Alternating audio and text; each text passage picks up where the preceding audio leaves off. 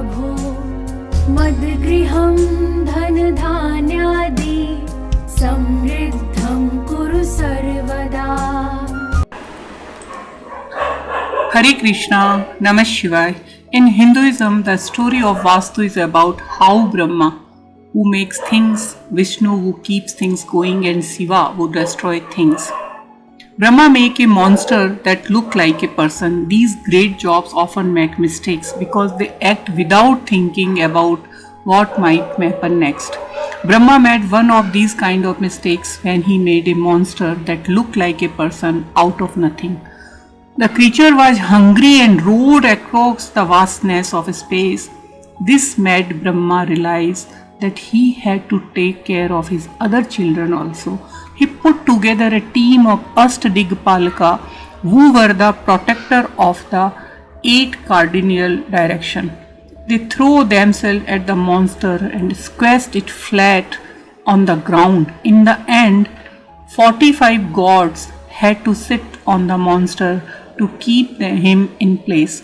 The monster said that the gods punished him because he was just being himself, which was how Brahma made him. Brahma made a deal with the devil that let him live forever as long as he didn't leave his place on earth. In the future, anyone who wanted to build something had to honor the monster, now called Vaastu Purusa. First, those who followed this order would be blessed, but those who didn't risk getting hurt by the demon. This story would always be new and tell people that they had to feed Vaastu Purusa, who was now a part of the ground. When he was hungry, Vaastu Purusa is the earth's our life force. It is a male principle and a young to the mother goddess Arcean. It is the way this force show up in all things that live in or on the earth. By the honoring Vaastu Purusa, one learn to live in a way that is conscious, aware and happy. This is what Vaastu is all about. Another myth is that people in old culture saw man as a mirror of all of creation. For example, every well-designed Hindu temple is a cosmic man.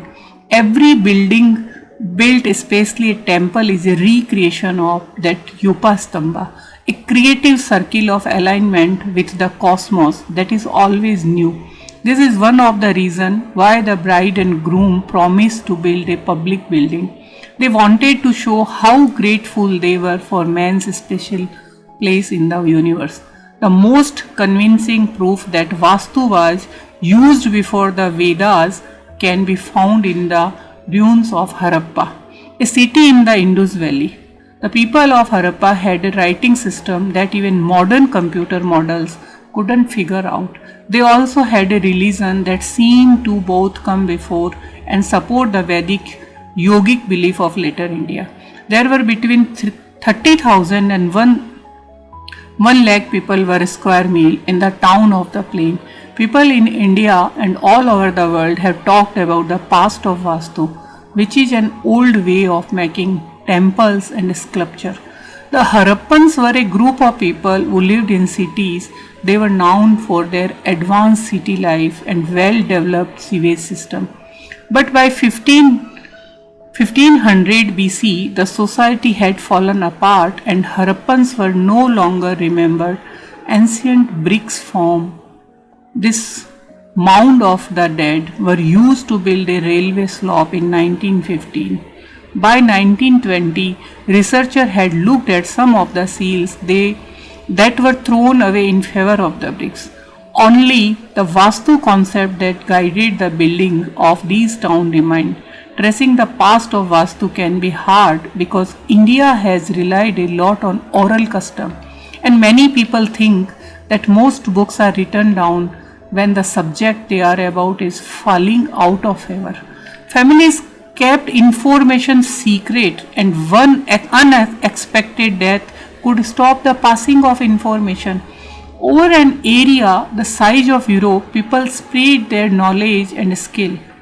Many pieces of old Indian heritage lived in the mind of stubborn gurus who were ready to die without giving away their riches if they didn't think anyone was worthy of them. But long before anything was written down, Vastu concepts were already in use and becoming part of everyday life. About 32 old books written between the 4th and 12th century AD describe the rule of Vastu. The books have a lot in common, like how they explain in detail how to build temples and carve sculpture inside them. They also talk about how people lived in groups based on their job or caste, and each group had its own area to live without a city border. The dirt and nature of the building sits, setting the right foundation, choosing the right building material, having the right tools, and finding a good architect were the most important thing. Only a good architect could make sure that building on the site would be successful. The Vastu Shastra, which show how the book thing, says that if you follow the rules of Vastu, the world will be full of life, happiness, and wealth. By following this Shastra, men can become like the gods and understand how everything works. But history had a few bad surprises, like when damaging hoarders attacked Nalanda in the 30th century and destroyed India's cultural heritage. Most of the books we still have on the subject come from the south of India, where religious leaders made it illegal to cross the seas. This caused many Vastu Vaster to die out. Kerala, which has a lot of thick tropical plants and is far from where most invaders come from, kept this art alive until the 20th century. Around 1934, the Mayamatam and a lot of other old writings, mostly play written in Sanskrit, were found again. The Mayamatam talks about the plan of town, forts, markets, and other aspects of city life. It has part on the number of stories in buildings, how to figure out their size, how pillars are made with different material, and how to choose between male, female, and neutral bricks. In the Vastu system, temples are explained in depth, including living area, gateways, pavilion, rooms, house, and royal mansion. The traditional builder, who is called a Silpi or a Sthapati, is skilled and educated. He has no physical flaw, as well versed in all science. He is also known for being fair, kind, and generous. The Shilpi has 3 helpers: the Sutragrahin, who is usually the Shilpi's son or his top student, and Taksaka, who is a mason and carpenter who does the real carving, cutting, and shaping of material. The architect's main tool, the Sutrastaka, is the human eye, which is important for making sure the quality of the building. The tool a builder uses are a scale with angles written on it, a triangular level, rope, a plumb line, a divider's compass, a square, and a reference marking. The Sutrastaka is the most important tool for a builder's because it helps him stay aware of what's going on around him. India is not the only place where people think of the temple as representing the Purusha or cosmic man. The temple of Greece and Egypt were both based on the same basic idea. The Egyptian temple were based on the square, while the Vastu temples were based on the vertical cosmic man. The sanctum sanctorum is generally where the heart of the first man would be. This is because the Egyptian thought